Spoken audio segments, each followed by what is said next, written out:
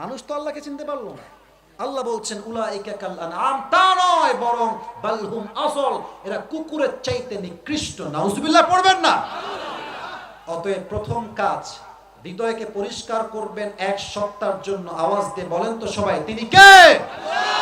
দুই, আপনারা এক নাম্বার শুনে কি ভাবছেন? রাত 12টা বেজে পার, ওয়াজ মনে হয় আজকে হবে না। আরে মিয়া, যতক্ষণ ওয়াজ শেষ না হবে ততক্ষণ ওয়াজ চলবে, সময় আছে, দেখা আমার যাবে না যুবক ভাই। এবার সবাই একটা কাশি দেন। সোনামণি তুমি কই যাও? সোনামণি এই যে, এই সোনামণি বসে পড়ো, ওখানেই বসে পড়ো, তোমরা বসে পড়ো। আসলেই নতুন এরা নয়, উঠতো না। সবাই একটা কাশি দেন। এই যে মুরব্বী, এই রে আল্লাহ, বসে পড়েন। সবাই একটা তাকবীর দেন, এদিকে লিল্লাহি তাকবীর। 12টার পরে কি ওয়াজ দাঙ্গাচিতে হয় না নাকি? আরে আজকে আমরা যতক্ষণ ওয়াজ শেষ না হবে একটা যুবক ময়দান ছাড়তে পারবে না আজকের এই মাটিতে। তাকবীর দেন, লিল্লাহি তাকবীর। আমি যে কথা বলছিলাম, এক নাম্বার আত্মা পরিশুদ্ধ, দুই হচ্ছে দুনিয়ামুখী নয় পরকালমুখী হতে হবে। আচ্ছা, আমি কিছু ইমানি প্রশ্ন করছি, আমার স্টেজের মুরব্বীরা সহ সবাই জবাব দিবেন। আজকেই যে মরতে পারি, এখনই যে মৃত্যু আসতে পারে, বিশ্বাস হয়?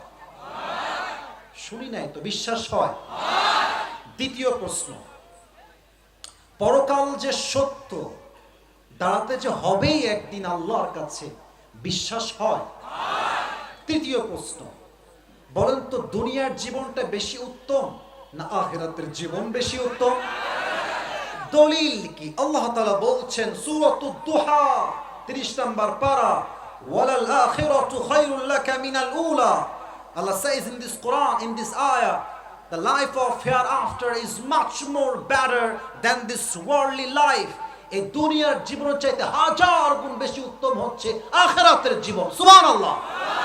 4 নম্বর প্রশ্ন, ইজ মাই লাস্ট কোয়েশ্চেন। দুনিয়ার জীবনটা বুঝে বলবেন, না বুঝে কিন্তু কিছু কইেন না আপনারা। দুনিয়ার জীবনটা বেশি লম্বা না আখিরাতের জীবন বেশি লম্বা? কত বেশি লম্বা জানবেন? শুনবেন আপনারা। কান্নাহুম ইয়াওমা ইয়ারাউনাহা লাম ইয়ালবাসু ইল্লা আশিয়াতান আও দুহা। আমার বয়স কত? এই অন এভারেজ 30-এর কাছাকাছি, 30 নয় 30-এর কাছাকাছি। ভাইয়েরও মোটামুটি 32-33 হবে।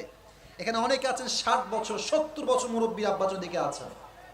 এই পুরো 70 বছরের জীবনটা একটা সকাল কিংবা একটা সন্ধ্যা মনে হয়। আল্লাহু আকবার। এক লোক স্বপ্নে দেখেছে, বোঝাবার সাথে ঘটনাটা বলছি। স্বপ্নে দেখছে তাকে বাঘ তাড়ছে পেছন থেকে। কি তাড়ছে?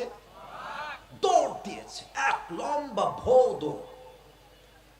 এক গাছের কাছে গিয়ে ডাল ধরে ঝুলে পড়ছে, আর তার নিচে আছে ছোট্ট একটা খাল, পুকুর। বাঘ হাউমাউ করে চিৎকার করছে, হুঙ্কার দিচ্ছে। লোকটা দেখছে স্বপ্নের মাঝে সে ডাল ধরে ঝুলে আছে, নিচে অজগর সাপ এমনে হা করে আছে, ওদিকে বাঘ দাঁড়ায় আছে খাওয়ার জন্য। হঠাৎ করে শুনছে কট কট কট কট কট শব্দ। কি রে, কি হচ্ছে? দেখছে ডালের ঠিক গোড়ায় দুইটা ইঁদুর, এক সাদা আর এক হচ্ছে কালা, কট কট কট করে কাটতেছে। বিপদ কি কম না বেশি? কথা কম, দান গাছের বেড়া। বিপদ কম না বেশি?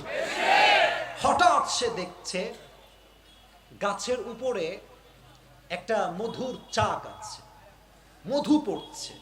হঠাৎ একটা মধুর ফোঁটা তার জিহ্বায় আসছে, আর এত সাপ, নিচে যে সাপ, পাশে যে বাঘ, সব ভুলে গেছে আর স্বপ্ন ভেঙে গেছে। ঘুম ভেঙে তো অবস্থা খারাপ। কি দেখলাম, ব্যাখ্যা কি হবে? দৌড় দেশে যুগের স্বপ্নের ব্যাখ্যাবিদ একজন বড় আলেমের কাছে। হুজুর, স্বপ্নে দেখলাম এই কাহিনী, ব্যাখ্যা কি হবে স্বপ্নের ব্যাখ্যা?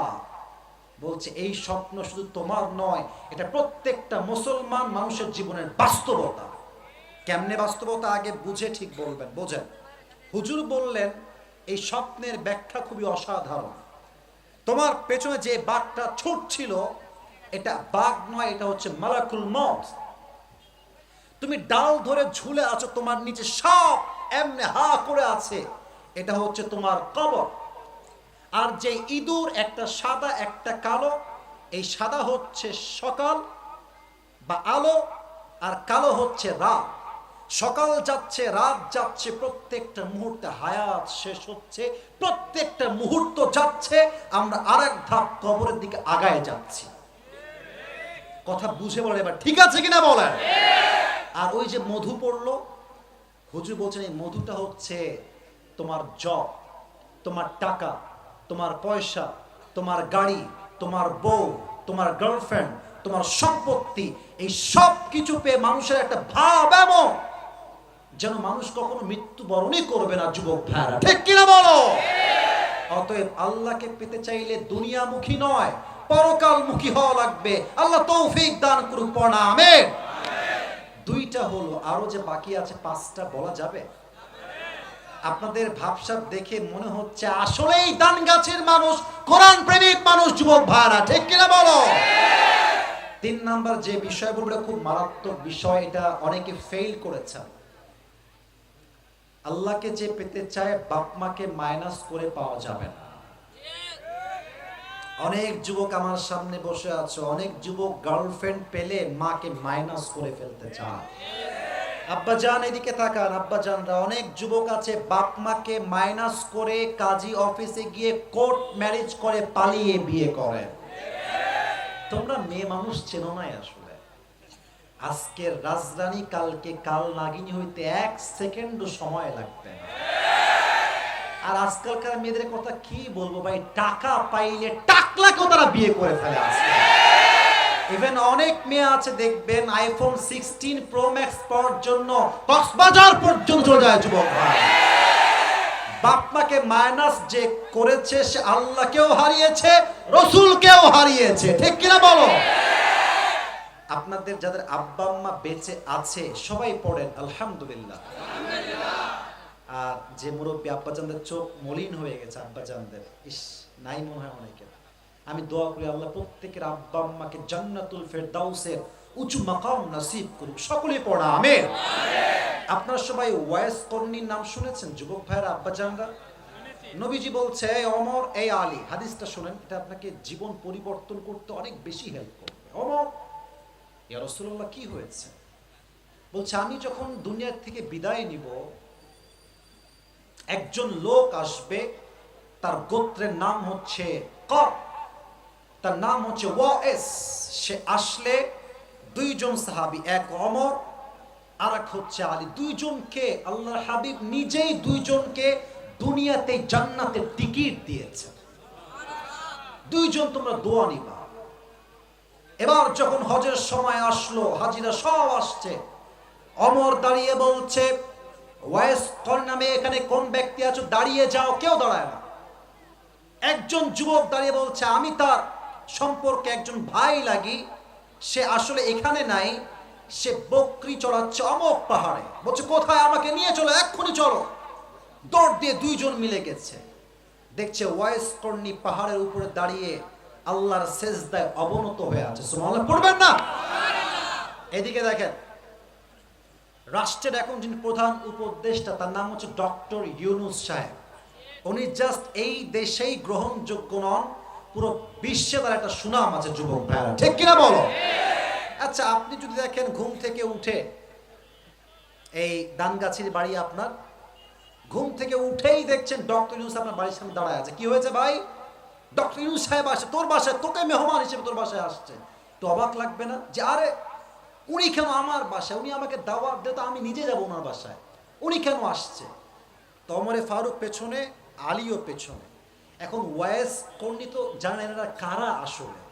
তো বলছে ভাই আপনারা কারা, কই থেকে আসছেন?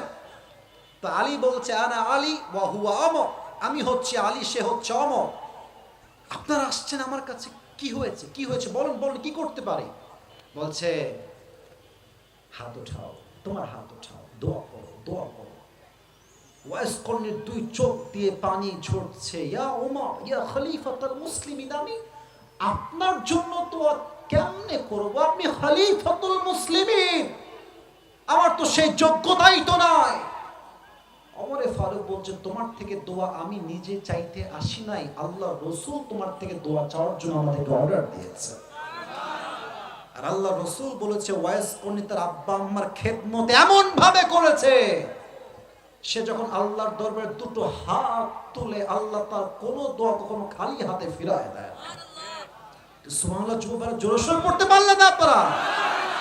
আব্বা আম্মাকে মাইনাস করে কোন যুবক যদি আল্লাহকে পেতে চায় কষ্টিন কালেও সম্ভব হবে না, ঠিক কিনা বলেন যুবক ভাই? 3 নাম্বার বাপ মা লাগবে। 4 নাম্বার, এখন বাজে রাত 12:20, সামনে যে নামাজটা আসছে, যে ওয়াক্তের নামাজ, এটার নাম কি? আমার খুব ভয় লাগে জানেন, আমি একজন আলোচক, এই দেখেন হাজার হাজার মানুষ, শত শত মানুষ, বাজে প্রায় 1টার কাছাকাছি, লোকেরা বসে আছে, মানে এটাই প্রমাণ যে লোকেরা আমাকে ভালোবাসে, তারা জানতে চায় যে আসিফ হুজুর আসলে কি বলতে চাচ্ছে। আচ্ছা, আমি আসিফ যদি বাসায় গিয়ে ফজরের নামাজটা না পড়ি, এটা শুধু আল্লাহর সঙ্গে বেঈমানি নয়, এটা মানুষের সঙ্গে একটা বড় বেঈমানি হবে। কালকে মাহফিল ছিল কুষ্টিয়ায়, রাতে আসলাম 12:30টায়, ভয় লাগছে, ঘুমায় গেলেই তো নামাজ কাজা হয়ে যাবে। ফজর পর্যন্ত চুপচাপ জেগে থাকলাম যে আল্লাহ, আমার মিস হইলে জনগণের সঙ্গে বেঈমানি তো হবেই, তোমার সঙ্গে বেঈমানি হবে।